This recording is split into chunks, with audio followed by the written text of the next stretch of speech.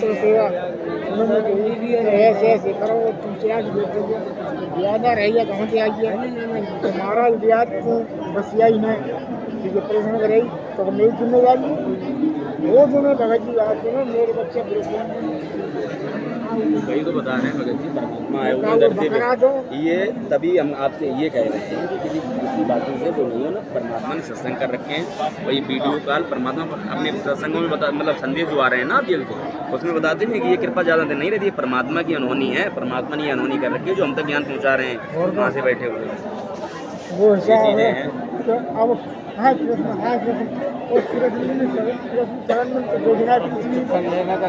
जब पैदा भये तो काफ़ी दिन तक तो पता नहीं चला था कि ये भगवान है, त्रिलोकीनाथ है। किसी को पता था क्या?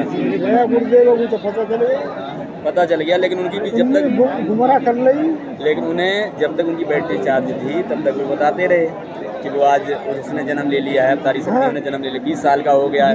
लेकिन जब उनसे ये पूछा गया कि वो है कौन, अब तो बता दो, तो उन्होंने क्या कहा कि ऊपर से बताने का आदेश नहीं। अब आदेश क्या, क्योंकि उन्हें आ ही नहीं रहा था, तो उनकी जो बैटरी थी डिस्चार्ज हो गई। पुण्यात्मा थे, इसमें कोई शक नहीं है। जितने भी धर्मगुरु बने बैठे हैं ये सब पुण्यात्मा हैं। अगर पुण्यात्मा नहीं तो उनके पीछे लोग कैसे लग जा रहे हैं? कुछ तो इनमें है। लेकिन बस ये है कि जो इनकी बैटरी चार्ज थी और आगे चार्जर मिला नहीं, तो बैटरी जो चार्ज थी वो डिस्चार्ज होती गई आशीर्वादों से, कुछ ये भविष्यवाणी करने से अपना भी सत्यानाश करा गए, दूसरों का भी करा गए। और अगर ये गुरुदेव ने कहीं नहीं ये 20 साल को है वो 20 साल हो गए, लेकिन जब उनसे पूछा गया है कौन तो बता दो, है वो बता ही नहीं है। शाम की बात है, वो तो आप थे जगदेव में? जय गुरुदेव में 7 साल रहे। अच्छा जय गुरुदेव पुण्यात्मा थे, इसमें कोई दो राय नहीं। लेकिन बस यही बात कि वो बहुत निचले स्तर का ज्ञान था। नकली जो सतलोक वगैरह बने उन्हीं में जाते। अब मेहनत पड़ रही है कि जय गुरुदेव ने बताई, सत्य बताई, उन्हीं ने नहीं और जो कहते हैं कि फलानी जगह तो 100 जनता आ जाती चलेगी। उन्हीं ने नहीं, जितने भी भविष्य वक्ता हुए हैं उन्होंने कहीं ना कहीं इस बात का प्रमाण दिया है कि वो जो संत होगा उसको अपने विचारों से क्रांति ला देगा। उसके देखने वाली बात तो ये है, आज से 2014 में संगत 10 लाख के आसपास थी जब बरवाला कांड हुआ, आज 10 करोड़ के आसपास पहुँचने वाली है। कैसे एक संत के जेल में होते हुए इतना प्रचार शिखर पे जा रहा है, कुछ तो बात होगी ना। और ये तो सही बात है अभी भी है कि अगर आप सच बोल रहे हैं सबके खिलाफ में, आप रिश्वत नहीं ले रहे हैं, आप दे नहीं रहे हैं, तो आपसे दुनिया वाले नाराज होंगे। तो वही परमात्मा संघर्ष कर रहे हैं। देना को ये जज जो हैं इन्होंने मांग की थी रुपयों की, जब रुपये नहीं दिए गए तभी तो ये गैर जमानती वारंट जारी हुए थे। और देने को परमात्मा क्या दे नहीं सकते थे, भक्तों से एक बार कहते भक्त तुरंत तैयार हो जाते। लेकिन जब परमात्मा जो जगत गुरु होते हैं, तत्वदर्शी संत होते हैं, वो ये नहीं उनकी कथनी करने मंत्र होता है। वो जो दूसरों को रिश्वत देने से मना करते हैं खुद भी नहीं देते हैं। ये नहीं है कि सिस्टम उनका कहने और करने में अंतर हो, वो चीज़ है। बात ये कुल मिला के ज्ञान ये सच्चा है, परमात्मा सच्चे हैं, सभी सच्चे मिल गए और मर्यादा में रहेंगे। बता रहे ना ये क्या बात वो बता रहे जो है ना क्या रुपयों का चक्कर था, इस वजह से जेल में पहुँच गए। तो संसारी लोग क्या कहते हैं वो गलत थे।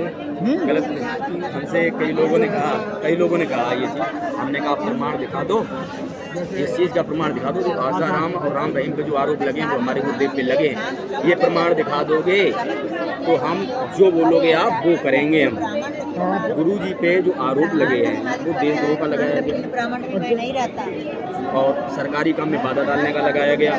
बोले को बलि देते थे जो पाखंड रोक रहे हैं बलि देते थे, जबरदस्ती रोक रखा था आश्रम में। ये सब चीज़ें उसमें बताई तो इन सब में बरी हो चुकी। तब परमात्मा पे क्यों 2 केस चल रहे हैं? कौन वाले? एक तो जो वहाँ पे लोग मरे ना 5-6, उनकी हत्या का आरोप किस पे लगाया गया? जैसे आप हमारे घर पे आक्रमण करें और उसके बाद हमारे घर का कोई सदस्य मर जाए और उसकी हत्या का किस पे दर्ज किया जाए? हम ही पे कर दिया जाए। ये वैसे हो गया।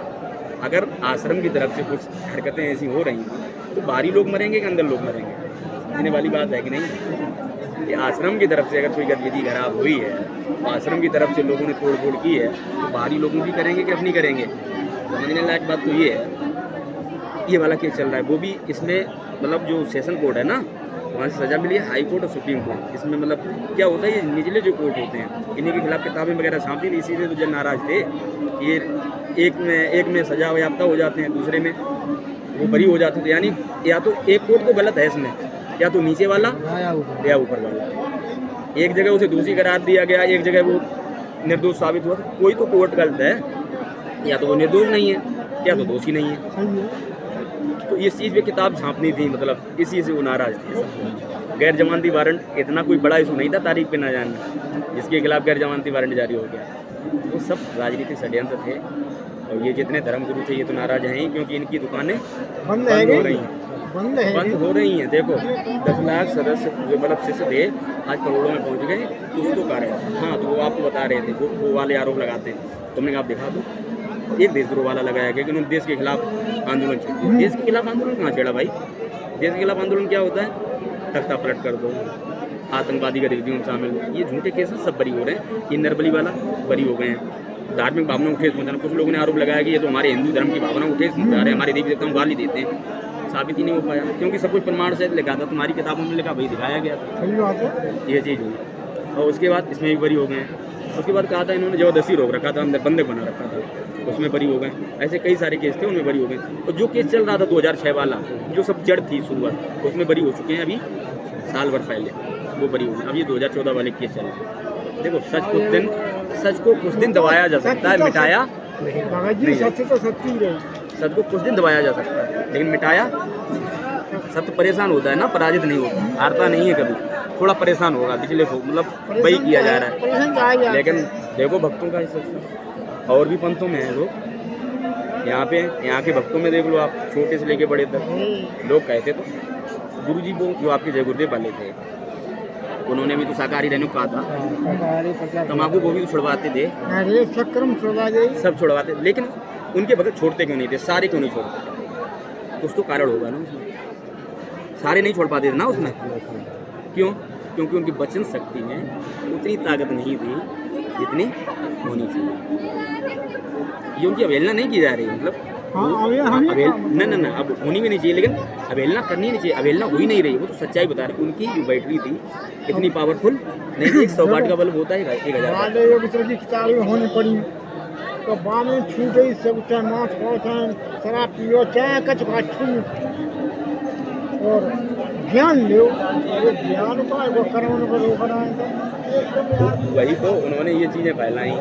अब सिस्टम समझने वाली बात, उनकी शब्द में इतनी शक्ति नहीं थी जो सब लोग छोड़ पाते। यहाँ पे क्या है, यहाँ पे देखो कितना बढ़िया समाज तैयार हो रहा है, दहेज मुक्त शादियाँ हो रही। परमात्मा ने सीधा क्या रखा है कि दहेज ना लेना है ना, अगर देना बंद नहीं होगा तो लेना ही बंद होगा नहीं, ये क्लियर है। अगर हम अच्छे लड़के की चाह में हम भी पीछे पड़े, ये भी पीछे पड़े, तो कीमत लगेगी भाई, फिर ऐसी बात। तो अगर लेना पाप है, ठीक है, लेना पाप है, बिल्कुल चढ़ेगा उसका बात, लेकिन देना भी पाप ही है। तो परमात्मा ने दहेज को लेना और देना दोनों वर्जित कर रखी है। यहाँ पे ऐसी शादियाँ होती हैं। हाँ, कुछ कच्चे भगत हैं अभी जिन्होंने ज्ञान सही से नहीं समझ पाया है, वो थोड़ा बहुत हरकतें वैसी कर देते हैं, लेकिन जो पक्के भगत हो गए, और मतलब पक्के कच्चे का मतलब ये नहीं है कि मतलब कोई पहले से जुड़ा है तो वो बिल्कुल भक्ति बन गया है, ये भी कोई वो नहीं है। जो यहाँ आता रहा है, कपड़ा मैला होता है, अगर मतलब साबुन के संपर्क में रहेगा तो साफ होता जाएगा। जैसे अब हमारे घर में जो तो बाबा और बाप और औलाद तो वो बुटका मारते, अब वो दहेज है, हम तो कह भैया तुम मान लो खुद, हम तो तुम्हारा जमा नहीं, तो अगर वो कुछ कर रहे हैं तो उन्हें करने दो, आप दोषी ना बनो उसमें, तो परमात्मा त्रास ना लगाओ इसे। लेकिन परमात्मा तो सब देख रहे हैं। अगर आपकी भावना अंदर से आ रही है कि अरे हम लेंगे नहीं, जो आप दे देंगे वो ले लेंगे, ये भी दही लेना है, तो उसका भार चढ़ रहा है आपको, तो आपको नहीं। हाँ, आप जानिए, बस ये कहना। अगर वो नहीं जुड़ेंगे भैया देखो आप जानिए, ना मांगेंगे। और ये भी नहीं कोई, अगर आप बात ये कर रहे हैं भैया हम लेते नहीं, अगर आप दे देंगे तो कोई दिक्कत नहीं, जो देंगे आप, ये भी दहेज मांगना है। जगत में तो ऐसे लोग हैं, कई लोग हैं जो मांगते नहीं दहेज, तो कहते हैं जो दे दोगे ठीक है, और मांगते भी, मतलब जो नहीं कुछ मिल जाता है उसमें संतुष्ट हो जाते हैं। हालांकि वो अच्छे लोग हैं, जगत के हिसाब से अच्छे लोग हैं ऐसे लोग, लेकिन वो ये कह देते हैं कि आप दे देंगे तो जो दे देंगे तो ठीक है। लेकिन गुरु जी के यहाँ अगर देना भी कोई चाहता है ना, ये भक्त जो शादियाँ हो रही हैं इनमें देना भी चाहता है कोई, तो लेना मना है। भगत कर रहे हैं पहले से। परमात्मा जब 1995 में सत्संग करते थे, जब 40-50 भगत सामने बैठते थे केवल, सोचने वाली बात ये है, राधा स्वामी और ये धन सदगुरु हो जाए, जय गुरुदेव हो जाए। इन्हें बनी बनाई मिल गई थी हाँ। गद्दी, बनी बनाई गद्दियाँ मिली थी इनके पास, बने बनाए संगत के साथ लोग थे। गुरु जी ने कहाँ से स्टार्टिंग करी है, गांव-गांव घूमे, घर घर सत्संग किया है, गालियाँ खाई हैं लोगों की, लोगों ने सत्संग करने गए भगा दिया है गांव वालों ने। जो हम लोगों को विरोध करना मतलब सहना पड़ता है ना, जब किताबों की सेवा करने जाते हैं, हाँ हाँ तो हम लोगों को जो कभी कभी किसी गांव में फंस जाते हैं, गालियाँ देने वाले मिल जाते हैं, मिल जाते हैं। तो वो तो परमात्मा ने भी हम दिया, तो ये बंदा- नहीं परमात्मा हमेशा बैठे ही रहेंगे, परमात्मा ने भी वो चीज़ें दी हम तो थी। बंद कर दे सेवादार कौन तो है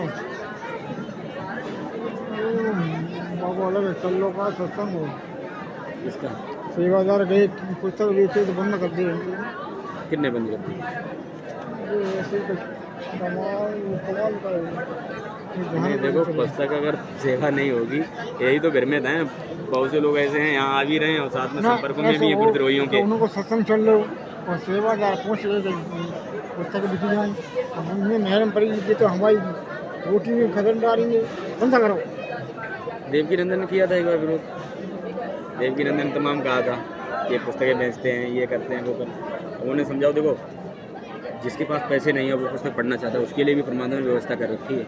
ऑनलाइन पुस्तक ऑर्डर करे, एक नंबर है उसको डायल करे, मिस कॉल कर दे और उसे पता बताना पड़ेगा केवल, तो पुस्तक 30 दिन के अंदर उसके पास। परमात्मा ने सब कुछ सुविधा कर रखी है। देखो भंडारे चल रहे हैं जगह पे, यहाँ पे पहली बात तो हमको अपने आप से अंदाज़ा लगा देना चाहिए कि हमने कितना दान किया है अभी तक। लोग कहने को तो कहने लगते हैं, अपने से अंदाज़ा लगाओ कितना हमने दान कर दिया, जितना खा के जाते हैं उतना भी कर लेते हैं। अरे हम और लोग कुछ ऐसे मिलते हैं जो बहुत ज़्यादा बुद्धि के बनते हैं, वो तो दान से हो जाता है। दान से अपने आप को अंदाज़ा लगाओ आपने कितना दान दिया।